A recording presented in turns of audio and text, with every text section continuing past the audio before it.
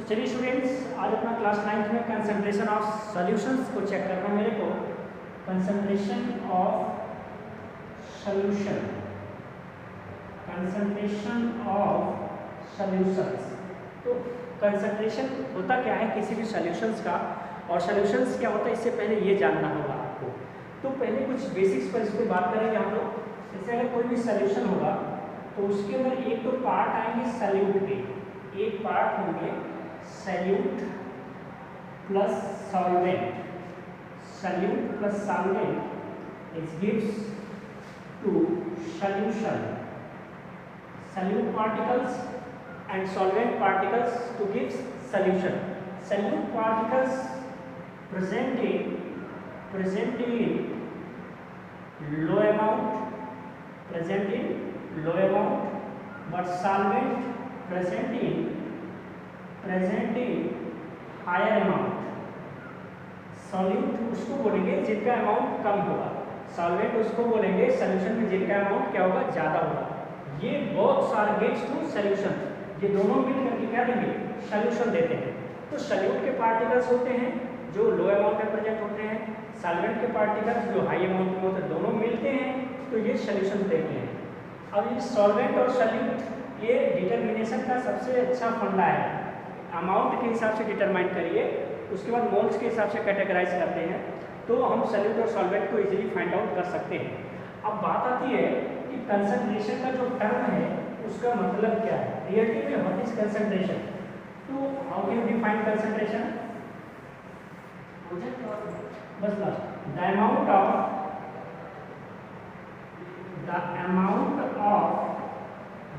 Of solute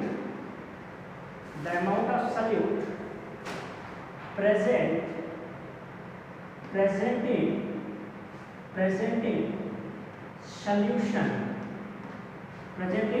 solution, जितना भी amount solute particles का सॉल्यूशंस के अंदर प्रेजेंट होता है उसको हम बोलते हैं क्या, कंसंट्रेशन का टर्म बोलते हैं। अब जैसे इसका अगर फाइंड आउट करना हो कंसंट्रेशन को डिटरमाइन करने के लिए, अगर आपको देखना पड़े तो अमाउंट ऑफ सॉल्यूट के जो पार्टिकल्स होंगे उनको ऊपर की तरफ हम लोग करते हैं, amount of solute divided by amount of solution. बहुत अच्छा टर्म है, देखिएगा सॉल्यूट और सॉल्वेंट को आपको बताएगा सॉल्यूट क्या है, तो सॉल्यूट का पार्टिकल्स ऊपर आएगा और सॉल्यूशन टोटल वॉल्यूम जो होगा या मास होगा वो नीचे आएगा। ये इसका रिप्रेजेंटेशन जो सॉल्यूशंस का है, may be in volume, may be in mass, तो वो अलग अलग कैटेगराइज हम लोग करते हैं। तो कंसंट्रेशन का टर्म देखने के लिए the amount of solute present in solution, वो सॉल्यूशन जो मेरे को दिया जा रहा है गिवन सॉल्यूशन, तो उसको बोलते हैं कंसंट्रेशन। और कंसंट्रेशन को डिटरमाइन करने के लिए amount of solute upon amount of solution से हम लोग क्या करते हैं, फाइंड आउट करते हैं। अब इसके पीछे जो सबसे पहला टर्म है कंसंट्रेशन को डिटरमाइन करने का, वो आपके सिलेबस के हिसाब से दो दिया हुआ है। एक तो दिया हुआ है आपका मास बाय मास, एक दिया हुआ है मास बाय मास, और दूसरा हुआ है वॉल्यूम, मास बाय वॉल्यूम, दूसरा दिया हुआ है मास बाय वॉल्यूम। जरा इसको ध्यान से देखिएगा, फिर मैं आगे इसको एक्सप्लेन करता हूँ। मास बाय मास का मतलब कि जो अमाउंट सॉल्यूट का होगा, चूंकि मेरे को कंसंट्रेशन डिटरमाइन करना है, तो ये अमाउंट ऑफ सॉल्यूट किस में आना है, मास में आना है, और amount of solution also in mass, तो वॉल्यूम में नहीं मास में आएगा, तो उसको बोलेंगे मास बाय मास। और अमाउंट ऑफ सॉल्यूट मास में, but amount of solutions in volume में आना है, तो इसको बोलते हैं मास बाय वॉल्यूम बोलते हैं। इसको बोलते हैं मास बाय मास, इसको बोलते हैं mass by volume. Mass by mass का मतलब दोनों, यानी कि सॉल्यूट और सॉल्वेंट दोनों के जो अमाउंट होंगे वो मास में होंगे, और अगर इसमें मास बाय वॉल्यूम का है तो इसका मतलब सॉल्यूशंस के अंदर जो मास होगा सॉल्यूट का वो मास होगा, और ये वॉल्यूम होगा सॉल्यूशन का। मास ऑलवेज इन द ग्राम्स या kilograms, this is in volume, ठीक है, इन लीटर्स। तो ये देखना है आपको ये दो टर्म। अब मास बाय मास पर हम लोग सबसे पहले डिस्कशन करेंगे। मास बाय मास का अगर देखेंगे, mass by mass, the amount of solute, the amount of solute present in the per 100 gram of solution is called mass by mass concentration. Mass by mass की बात कर रहे हैं हम लोग। तो the amount of solute present in the पर 100 gram of solutions is called mass by mass. तो इसके अंदर जो मास बाय मास की अगर हम बात करते हैं तो ये पर 100 ग्राम्स होते हैं सॉल्यूशंस के अंदर, ठीक है ना, पर 100 ग्राम्स में होते हैं। तो उसको हम percentage mass by mass percentage भी कह सकते हैं, मास बाय मास कह सकते हैं। तो ये यानी कि ग्राम या किलोग्राम्स में देखते हैं। अब इसका फार्मूला क्या है मास बाय मास का? Mass by mass, how can you calculate mass by mass concentration of the solutions? तो इसके लिए क्या करते हैं, मास ऑफ सॉल्यूट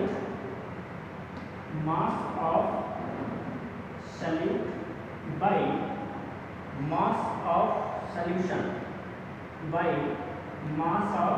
सॉल्यूशन अच्छा, इसका डिवाइड आप करेंगे किससे? 100 से। मल्टीप्लाई किससे करेंगे? 100 से करेंगे। अब 100 से अगर आप इसका मल्टीप्लाई करते हैं तो इसके पीछे देखिएगा सबसे बड़ी बात क्या आने वाली है। अगर इसका हमने क्या ले लिया, एग्जाम्पल ले लिया, हमने कहा कोई एक सॉल्यूशन है और सॉल्यूशंस का जो मास है वो टोटल कितना है? सॉल्यूशंस का मास है 40 ग्राम। चल 40 ग्राम इसका सॉल्यूशंस का मास है और इसमें सॉल्वेंट का हमने क्या रखा है मास, जो इसके अंदर सॉल्वेंट का मास है, सॉल्वेंट का जो मास है वो हमने दे दिया है 20 ग्राम दे दिया है। तो सॉल्वेंट का मास मुझे पता है और सॉल्यूशन का मास पता है। तो हमें कंसंट्रेशन अगर निकालना हो तो सबसे पहले मुझे क्या निकालना पड़ेगा, सॉल्यूट के पार्टिकल्स निकालने पड़ेंगे। और सॉल्यूट नंबर ऑफ सॉल्यूट कैसे कैलकुलेट करेंगे आप लोग? तो जो टोटल मास है सॉल्यूशंस का, यानी कि mass of solution minus mass of solvent, mass of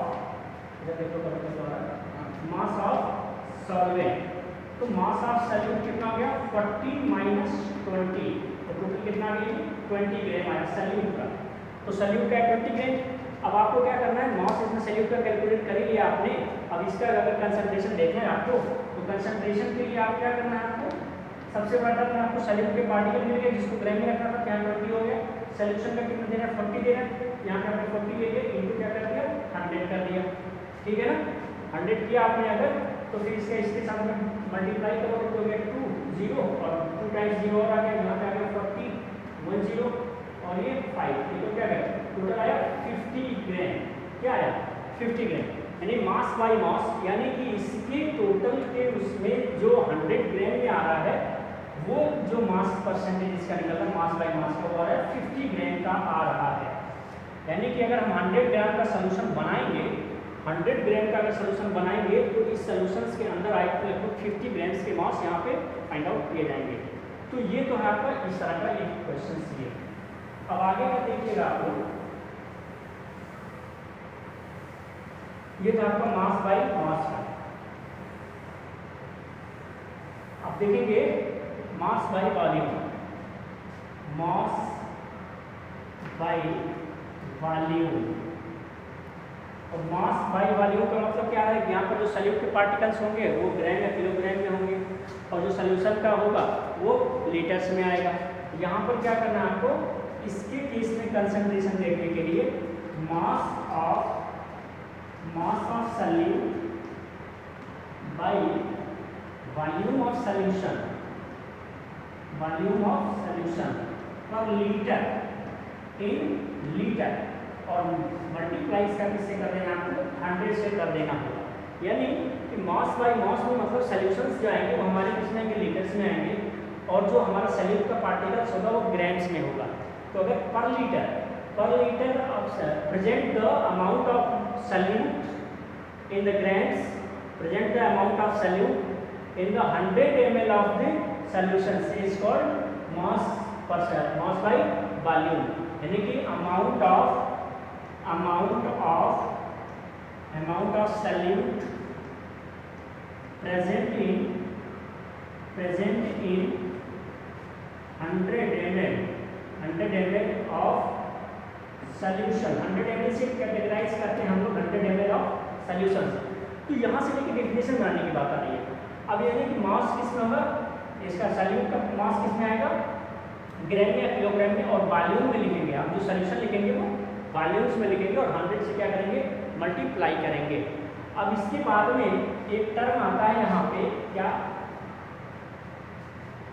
dispersed phase.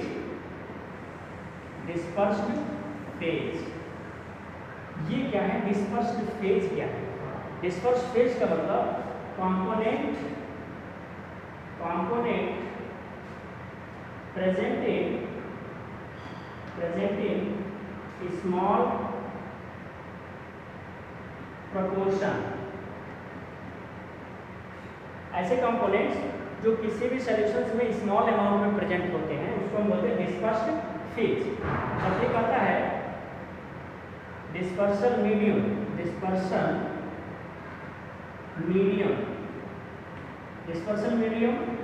इसमें होता है कंपोनेंट प्रेजेंट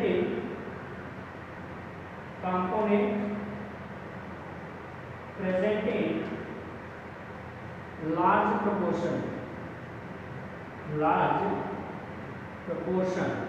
तो जो अमाउंट हाई होगा उसको हम बोलेंगे डिस्पर्सन मीडियम, और जो अमाउंट लो होगा उसको हम बोलेंगे डिस्पर्स फेज। अब देखो सीधे सीधे इसको अगर समझना है तो आप इस तरह से समझ सकते हो, देखिएगा।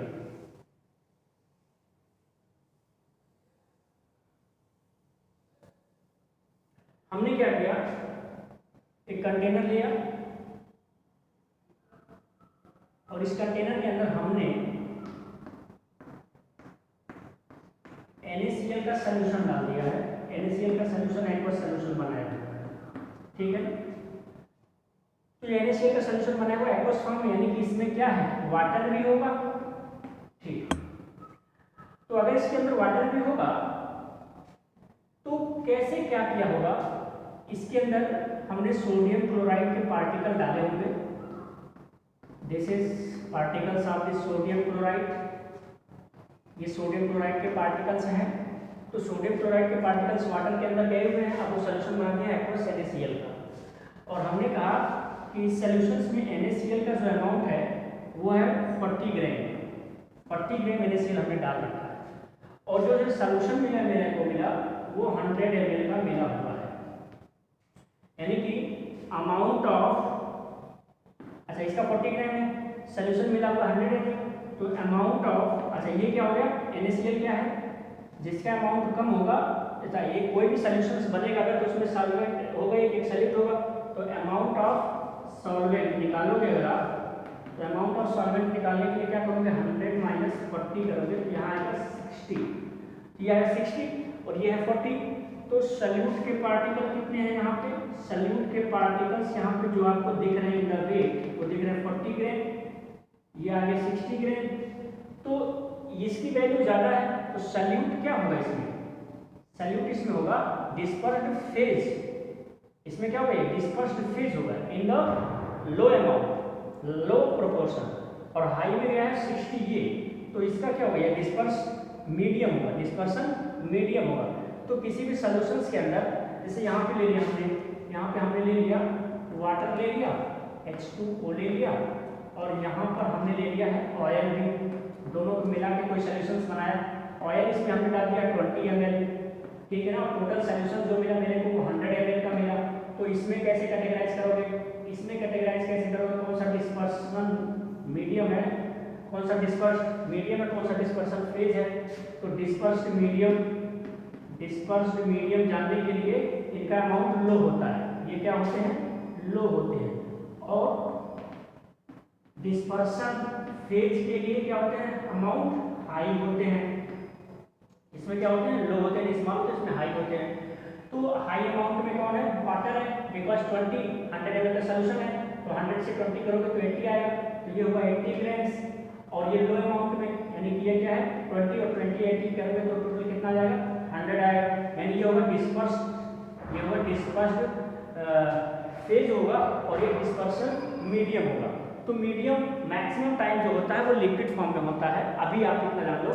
बट ऐसा नहीं है कि dispersion always in the liquid medium, ये सॉलिड भी हो सकता है, लिक्विड भी हो सकता है, गैस भी हो सकता है। बट अभी जब हम क्लासिफाइड करेंगे मैटर्स को on the behalf of present of solute and solvent, तो अगली वीडियो में वो चीज़ का हम डिस्कशन करेंगे।